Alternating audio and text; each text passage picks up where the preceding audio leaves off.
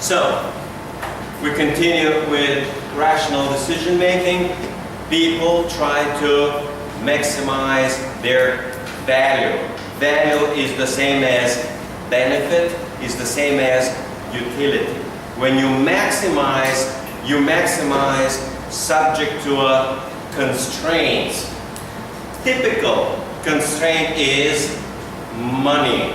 So, I already gave you. You go out today with your friends and you want to have the best possible time for 1,000 baht, okay? It's not a lot of money, okay? So, are you gonna eat, or are you gonna go movie, or just go walking? So, you decide how best to spend that particular money.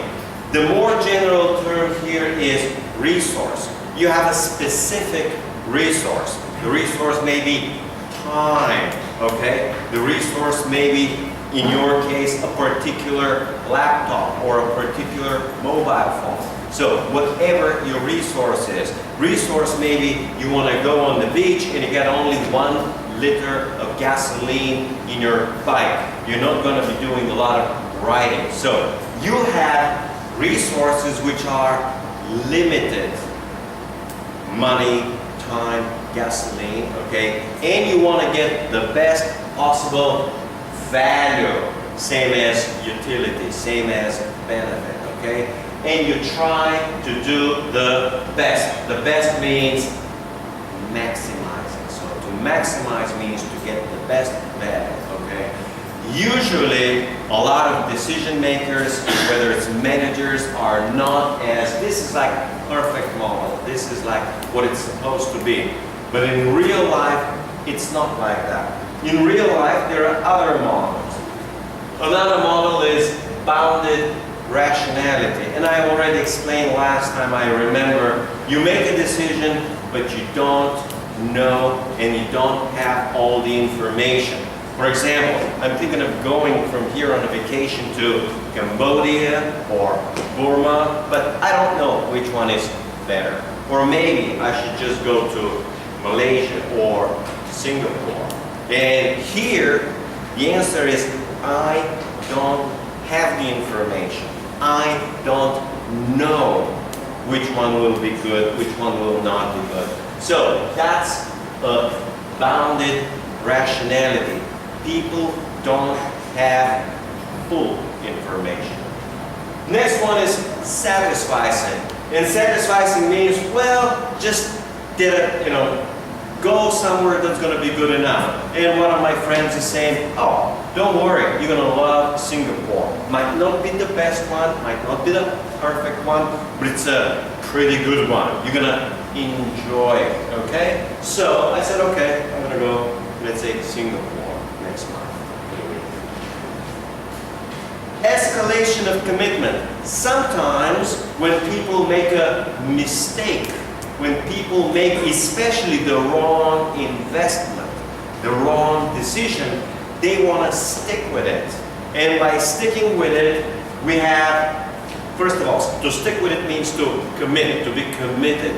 And escalation means they do more things, and spend more money, and do other things. I think last time I gave you example, business opens, a chain of hotels, and the hotels are running well. They open one more hotel, and the hotel is not working well. So what they do is they make it even nicer, spend more money on it, trying to attract customers, but it doesn't work. Then what they do is they advertise more, but it still doesn't work. So they try to change management and do other things. So they try all sorts of things to make something that doesn't work, to make it work eventually. And making more and more investment, meaning putting in more and more resources, oftentimes is a business mistake. Sometimes it works, but oftentimes it simply doesn't work, okay? So that's what it's an escalation of commitment means. Escalation means increased commitment to a previous decision. You made the decision a long time ago, despite evidence, even though you see that it may have been a poor one, even though you see it's a bad decision, okay? And sometimes what you gotta do is abandon the decision and move on, meaning take the loss, recognize that it's a bad decision, and move on and do something else in life or in business. All right, this is about intuition. Most of business decisions are done with intuition. People intuitively, managers intuitively feel, okay? They base it on feelings, okay? But those feelings, and that's intuition, okay? Those feelings are not just feelings of love or passion. It is based sometimes on experience. If someone is a businessman for 20 or 30 years, he knows business. He understands business. He can have a good feeling and intuition of what's right, what's not right. For example, they have two types of advertising. He can intuitively say, oh, this is going to be a better advertising and this not so good advertising. Also, if he's a manager working, let's say, for 30 years in a hotel, he's got to hire a receptionist. He is not going to look for the perfect one. His intuition is going to tell him, oh, you're going to be a better one to hire and don't hire that one. That one is only trouble, okay? He just has intuition, okay? He also has intuition how to remodel, let's say, the lobby of the hotel. Whether to put this or to put that, whether to put this type of restaurant or that type of restaurant, okay? So they use intuition.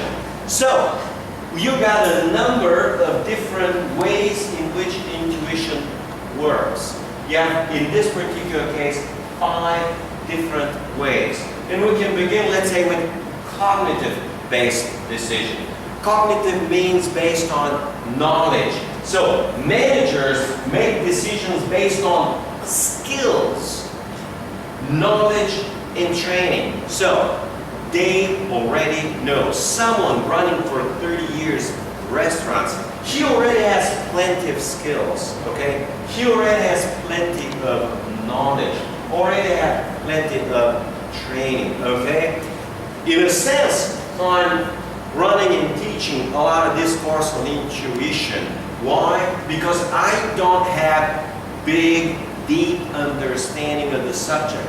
My main subject is money and banking, finance, economic growth, business science. But I've read a lot about business. I have been in the real business world, okay? I know a lot of businesses. I've been in a lot of different countries. So I gained a good deal of experience, okay, about management in general. So one way is based on skills, based on knowledge, based on training. Another way is done is, okay, they use, data from their subconscious mind to help them make. Subconscious mind is just look at the two tips, oh, probably that one's going to be better, okay? He cannot determine that this one's going to be harder working or that this one is going to be smarter or it's going to be more polite. Just the subconscious, the intuition tells him this one's going to be better and this one not good, okay? Sometimes it works like that. It also works with when you're buying a car. You have 2 cars to choose from and sometimes the intuition tells you this is going to be a better car, meaning more reliable, okay? So you use your subconscious mind, okay? Here, again, skills, experience, knowledge, training. Here is subconscious mind. Now, here is based on values or ethics, okay? Managers make decisions based on ethical values or culture, okay? Sometimes ethics is important.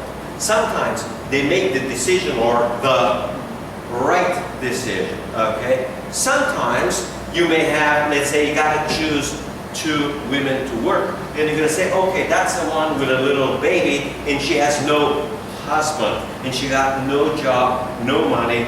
The job's gonna be effectively helping her financially, okay? So that could be a decision based on ethics, doing the right thing, okay?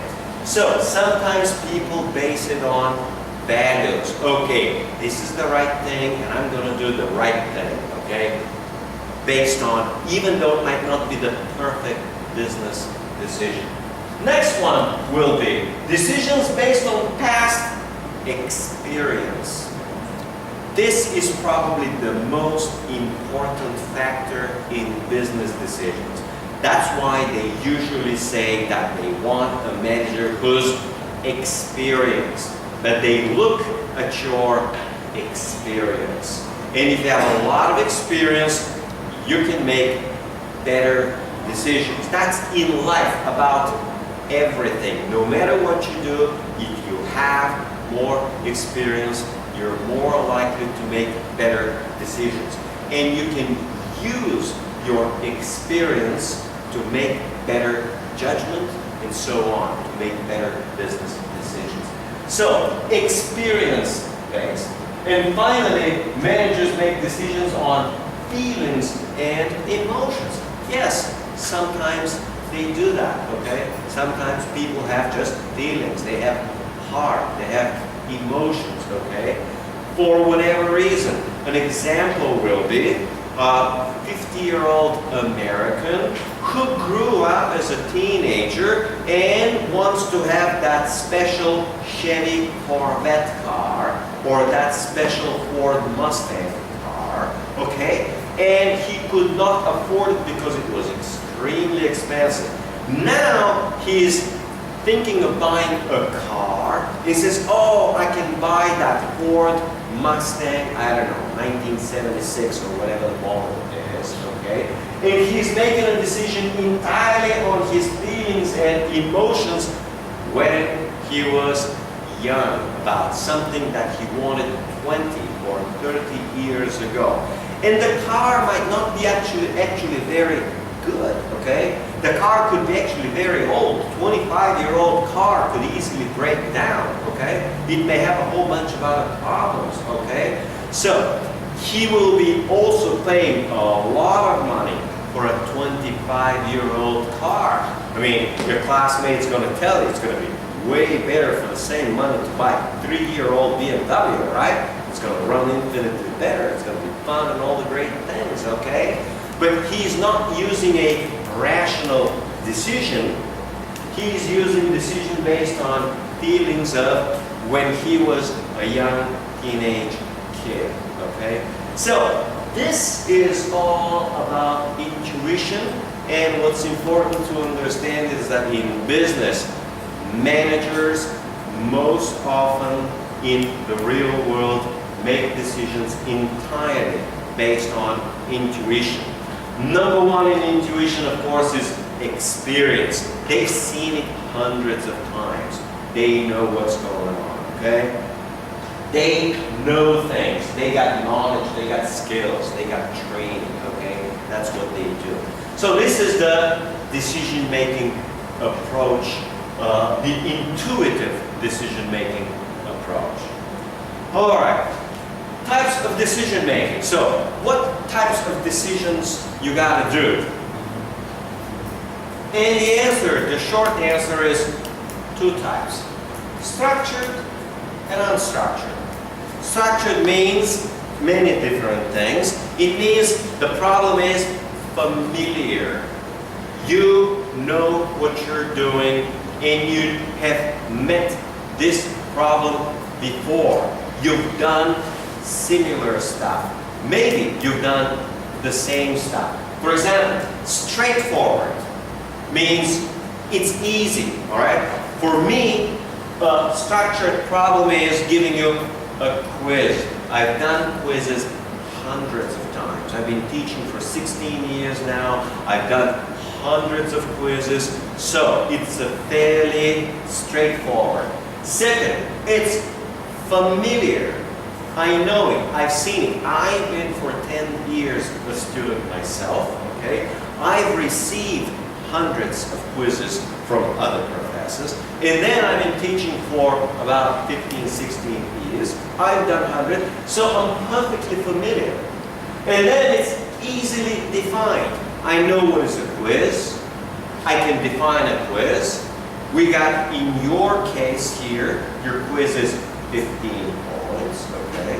So 15 points for me says, okay, it will be nice to give you 3 questions, each question 5 points, okay? So I got a very well problem. I understand it, I've done it, I've seen it, it's easy. That's where it goes, easy. This one is complicated. It's unstructured. Means problem that is new, okay? A new problem for me is, do I go Singapore? Do I go Malaysia, okay? I mean, I don't know. I have never been. I haven't seen. Maybe I can go and see videos on YouTube, but the problem is unfamiliar. It is new. It's also unusual problem, okay? So you have information which is ambiguous. Ambiguous means you don't have clear information, okay? Ambiguous means it has 2 meanings. It's not quite clear, and it is incomplete. So in an unstructured problem, you have incomplete information. You don't know everything about it. Example, let me give you an example. You going to buy a house. Well, you never bought a house before. You're not familiar with the area, you're not familiar with the market, you're not familiar with the law, with the prices, you're not familiar with a lot of things, okay? You have very limited information. So, for you, it's a relatively unstructured problem, okay? For a broker who's been, let's say, for 30 years, real estate broker, who has done hundreds of deals, possibly as many as 1,000. So he's bought and sold 1,000 houses, okay? He's done it 1,000 times. He's a professional, okay? He knows what he's doing. When he wants to buy himself a house or for his child, he knows for him it's perfectly structured problem. He knows where to look, he knows how to compare the prices, he knows how to evaluate the neighborhood, he knows to ask neighbors, he knows to go at 11 o'clock during the night and walk in the neighborhood and see how it feels, okay? We want to go in the neighborhood at 10 o'clock, you don't want it to be dead. You want to see young girls walking in the neighborhood. This means the neighborhood is safe, people are not worried and are not afraid that they're going to get robbed, raped, or any other problem, okay? So, you want to go close to midnight and see what the neighborhood looks like. If it's safe, if there's anything suspicious, if it's quiet, or if it's very noisy, and all the other things. We don't just go during the day. You always come back at night, okay? You always talk to the neighbors and say, hey, guys, are there any broken cars? Is there any robbery or theft? In general, any kind of crime in the neighborhood, okay? You ask these questions, and the neighbors are going to tell you a lot of things. You just tell them, hey, I'm thinking of buying or I'm just thinking of renting. The neighbors usually will tell you a lot of things. So that's the difference between a structured and unstructured, okay?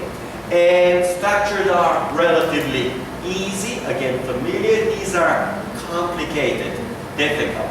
The two of you will separate. The two of you will just separate, okay? You just move anywhere else, okay? Okay, and finally, we have what's called, or types of decisions will be program decision. Program decision in business is also known as cookie cutter. And cookie cutter is a shape, a particular shape, used by usually women, like cooks, where they cut a cookie and the cookie is the same shape. So you take the cutter and say cut, cut, cut, cut, cut, cut, and you make 1,000 cookies like this. So cookie cutter approach means everything is exactly the same. And it's shown for you in the picture. This one, like this one, like this one, like this one, like this one, and so on. All of them the same. Exactly the same. Okay? So, a program decision is usually a decision which is repetitive. It repeats over and over and over and over. So, you do this many times, hundreds of times or thousands of times, okay? And it can be handled using a routine. Routine means the same procedure again and again. Routine approach. Typically, for example here, a routine or a program decision is opening a bank account. Opening a bank account is a very routine procedure, okay? You know how it's done in the bank, and they have basic requirements. Give us a passport, give us a long-term visa, or give us work permit, or give us a local ID, okay? Then give us a deposit of a minimum of 500 in that particular record. So they got the requirement. You need this, this, this, this, this. If you satisfy everything, then it's a programmed decision, okay? Same thing for issuing work permit, okay?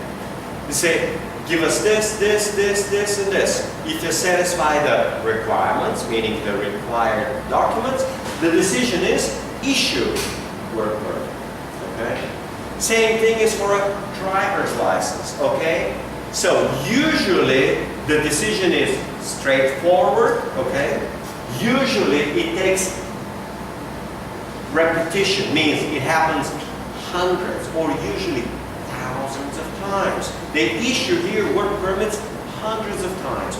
They issue driver's license, tens of thousands of driver's licenses each year, okay? Probably hundreds every day, okay? So it's a very common, very easy routine, means doing the same thing over and over and over again, like this. Next one. Non-program. Non-program is, this is what I was explaining again. Unique. It happens one time, maybe two times. For me, buying a car is still non-program. Yes, I bought 20 years ago my first car in the United States. Then I bought a second one. Well, then I came back to Europe. I bought another one. Then a second one. Okay, then I went to the Middle East. Yeah, I buy another one. But again, buying a car in one country is a little different from buying it in another country. And then I got to figure out insurance. Well, do I even need an insurance? Okay, so I need to find out what is an insurance, what's the type of insurance. Do I get a full coverage or only limited liability coverage? Okay, so all of these, they are a little bit different in each country. And again, if you're buying a car every 5 years, it is not as easy, okay, especially in a different country. Non-recurring means does not happen often, does not happen all the time. It happens from time to time. All right, program decision is eating. Am I going to eat this or am I going to eat that? Okay, well, I got pretty good at eating, okay? This happens rarely. Okay, non-recurring decision I gave you last time is me renting a motorcycle here. I don't know exactly where and how and what to look for. I mean, I've ridden a big motorcycle, but it's different riding a little scooter and then renting it in a foreign, unfamiliar country when they don't know the language, okay? So, non-recurrent means happens for the first time or happens rarely, where it doesn't repeat. So the key is repeating many times or not repeating. Buying the house, buying the car, non-recurrent.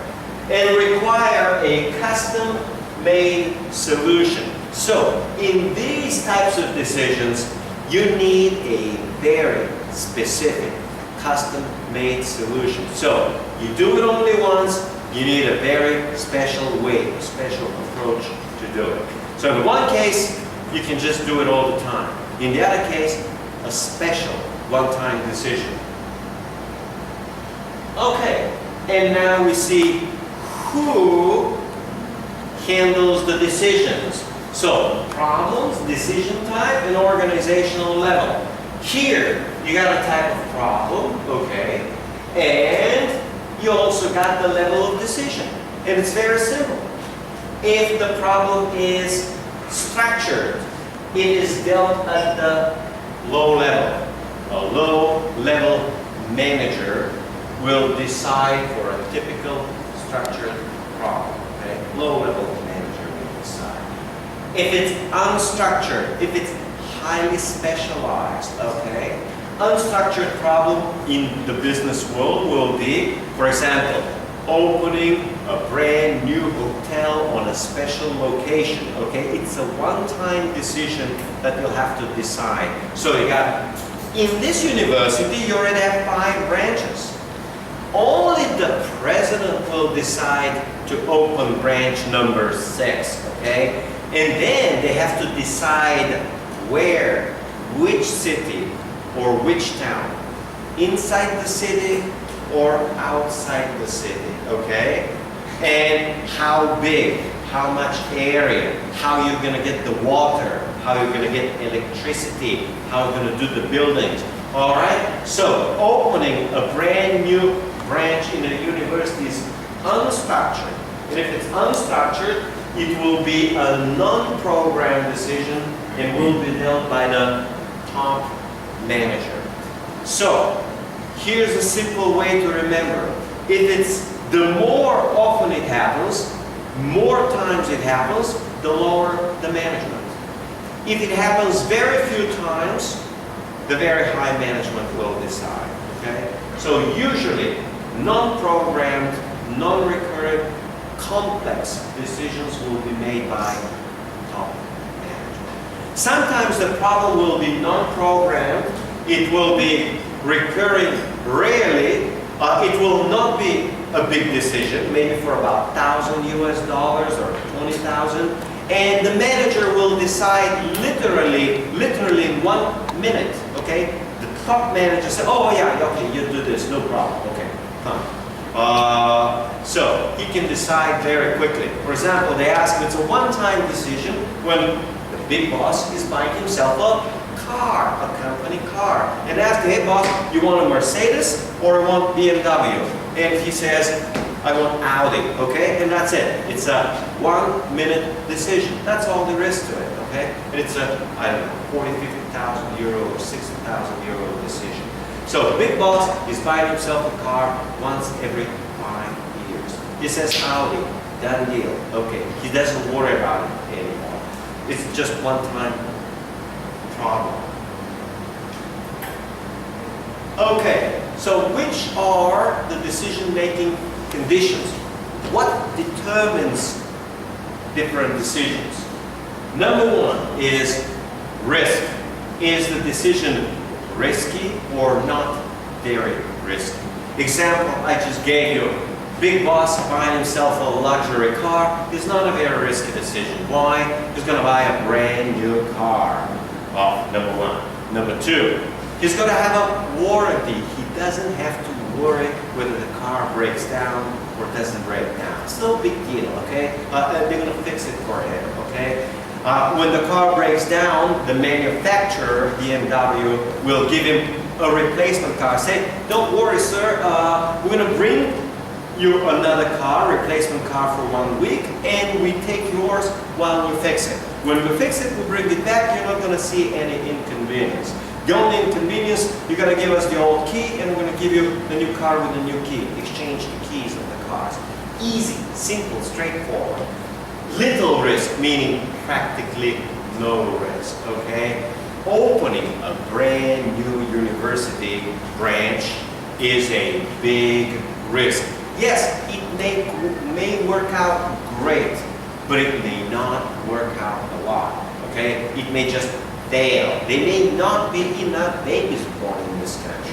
Or there may be too many universities in that particular area, where 2 universities are serving well and opening university number 3 is not good enough, meaning not enough students, not enough customers, not enough business. These things happen. Same thing with hotels. Yeah, you can open another nice luxury hotel right here in Patong, but you already got what? 1,000 hotels? All right? It's a very, very risky proposition, okay? Unless you have a brand name, you already have the customers, you already have everything else, okay, in place, and you know what you're doing. Similar to risk is certainty. So, in a risk situation, decision maker estimates the likelihood. So here, in risk, you estimate likelihood. Is it likely to work out or likely to fail? Okay? Likely to work out, likely to fail. 50-50 chance to work out. Here, in certainty, a manager can make accurate decision because the outcome is known. Example where the outcome is known, you decide to cook a particular meal. You know what to cook, you have the particular products, you gotta move, okay? Yeah, just move somewhere else. Alright, because you guys are too. No, just move somewhere else. Yeah, just there. I know, just move because you're talking too much. I'm seeing you guys. Alright. We're waiting for your classmate, everyone. Now just sit, relax a little bit until, okay. You guys just think it's fun. It's not entertainment. It's called university, okay? And it's a university for a good reason, okay? You need to learn, not anymore. Kindergarten, it's not school, okay? You need to learn. And if you don't like it, just go, okay? Nobody has to be here. You can watch it later on video, okay? That's why I've got technology. So, in certainty, you know the outcome. You know you use this and this product, you know how to cook it, you know exactly what the meal is. So here you can estimate. In uncertainty, you have a situation where decision making is not certain and cannot have reasonable probability. It means you can't even guess. You cannot determine the probability. You cannot even guess. In other words, you have no idea. In business, you have no idea when you have a brand new product. You have a brand new product and you have no idea if customers will like it or if customers will not like it. It's not like you have the old product and this is just a little bit of an improvement, but it's like the same product, the same old product. Example will be of such a marginal product is iPhone 5. It's kind of like iPhone 4, but it's got, instead of 4 lines, got 5. But it's pretty much the same. You got a pretty good idea what it is, how it works, how it functions, what's the market, what's the price. So here you don't have uncertainty. With iPhone 5 you have risk. You can estimate the likelihood. You can estimate that 30% of iPhone 4 users will switch to iPhone 5 and will buy. So here the difference between risk and uncertainty is you have no idea about the probability, and here you have a good idea about probability. Okay? So that's the big difference. So when you make a decision, you need to know whether you have a good idea or not a good idea about the chance of success or the risk of failure. Okay? All right. Okay, 5 more minutes. We'll continue then. Group decision making. Sometimes decisions are made alone, and sometimes they're made in group. midterms. Okay.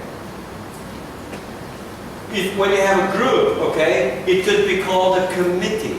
For a lot of things, they form a special committee. Or they call it a task force, or review panel, or work team. Here, professors need to prepare syllabus for each course. And for that particular syllabus, there is a review panel. A few professors from the school or from the university, they look at every single syllabus, whether it's good or not good, whether they like it, so they review it, and that's it. Then I'm told that it's a routine here. They do it every time for every midterm. Before we give you the midterm, the committee has to review. So there's a review panel for the midterm exam where they actually review, okay? So when you have group decisions, the group that decides got a name. They sometimes just call it committee, okay? For example, when we have as a department decide to use a textbook, we have a department committee to choose in other university, economics textbook. Now, why would a committee choose and not the professor who teaches the course? And the answer is, oh, you're not going to choose the textbook you like because next semester I'm going to teach it. And next semester someone else is going to teach it. So we, 4 professors, teach economics. We will make a committee to choose the textbook in economics, okay? Similar for all sorts of other things where you need a group decision. All right, so what are the benefits of having a group decision? What are the benefits? Number 1, you got 5 people, it's going to have 5, you're going to have a lot more information. So 5 professors about to say, oh, this and this textbook is great. The other guy says, oh, no, this and this textbook is great. And then the third guy says, look guys, I got to tell you, this is a brand new textbook. It was issued 1 month ago. You just don't know about it because it's brand new. Nobody knows about it. Check it out, take a look. I know who the author is. I know how it was done. I was a reviewer, somebody says, right? Says, you should really look into it. And basically, that's the benefit of a group. You got 5 professors, each one specializing in economics. They have a better chance of picking up or the best textbook, okay? Very common. Number 1, it generates more alternatives. One guy says, oh, we can use these 2. Another guy says, we can use these 3. Another guy says, we can use 4. Yeah, here's an example here. When I was teaching in Bahrain, and they have Financial Management 1, Financial Management 2, Financial Management 3, even for MBA students, and they use Financial Management. The textbook is called by Brigham, very popular books. And I told them, hey guys, you can use for the next course Intermediate Financial Management. They're like, is there such a book? I said, yeah, there is such a book specifically written for MBA. They just didn't know. They never heard about it. I said, oh, well, yeah, I know. So it's an example where it generates more alternatives. So when they look at the different textbooks, they have one more alternative to choose from, okay? So more people means more ideas. And then increases acceptance of a solution, okay? Basically, if I choose the textbook, people may not like it. They may not accept it. But if the Department of Economics is 7 people, and 4 of us teach introductory macroeconomics, and all 4 of us choose this textbook, it's going to be a lot more acceptable because most of us voted for it. And that's the way it works. And finally, it gives legitimacy. It's not like somebody decided.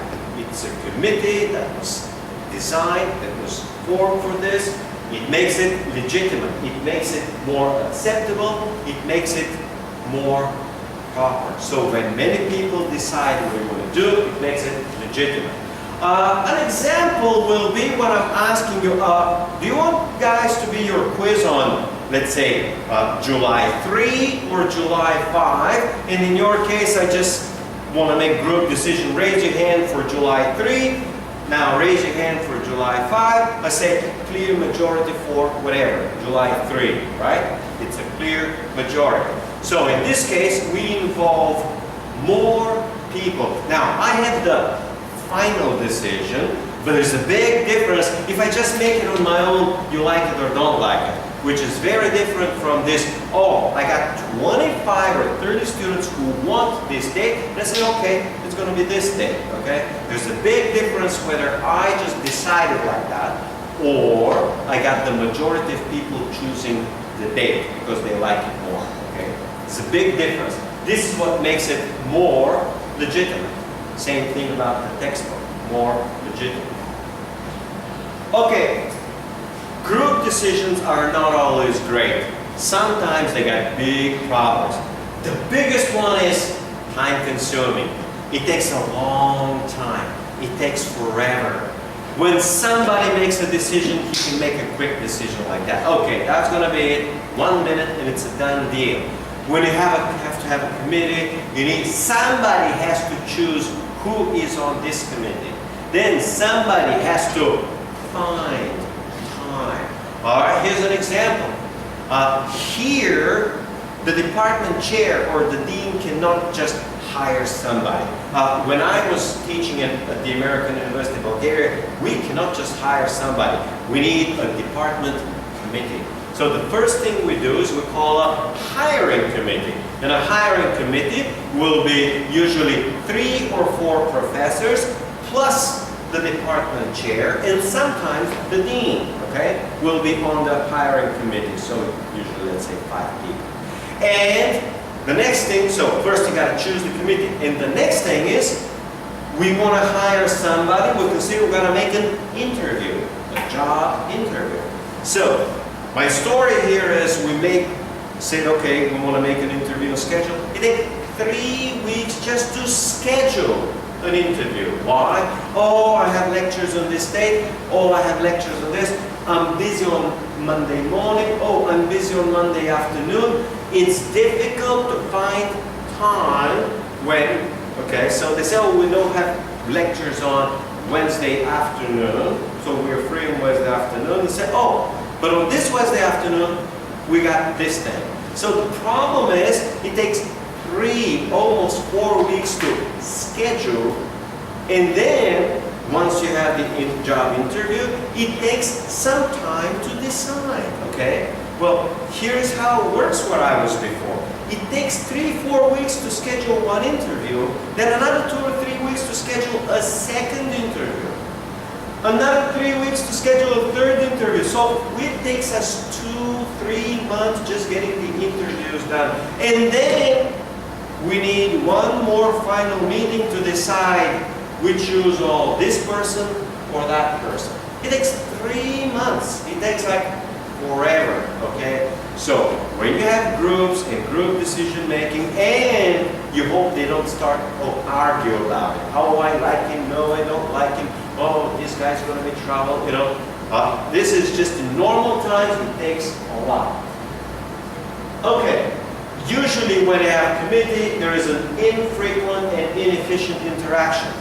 That's what I was explaining. We can't get together. I'm busy in the afternoon, then I was busy in the morning. One professor says, oh, no, I don't have classes on Monday. I don't want to come on Monday, okay? I'm not in town on Monday.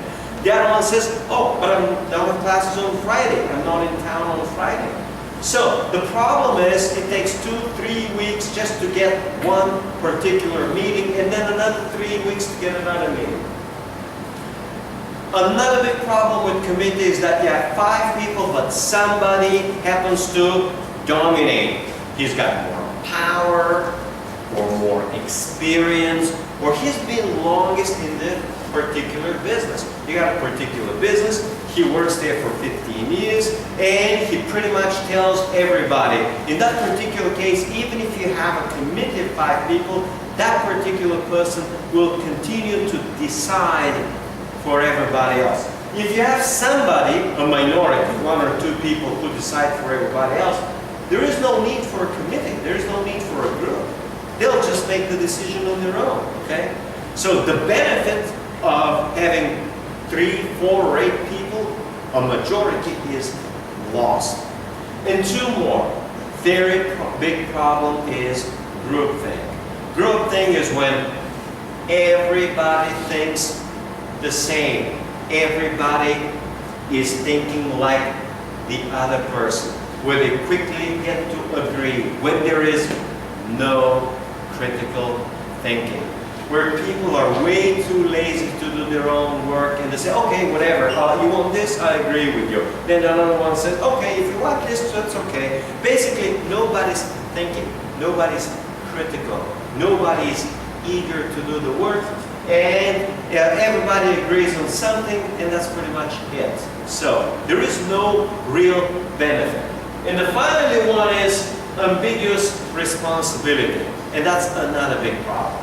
When you have a group of 7 people, you don't know who's responsible. You cannot point, you're responsible for this, and you're responsible for that. So, with groups, sometimes a lot of managers and business people, they love group meetings and they love group stuff because they don't take responsibility for anything. No responsibility. They love it when there is no responsibility, because when there is failure, they say, don't blame me. No, it wasn't me, it was the group. The group decided it. So they usually avoid responsibility because it's not clear. Because responsibility. All right, this is good enough. 10-minute break and then we continue.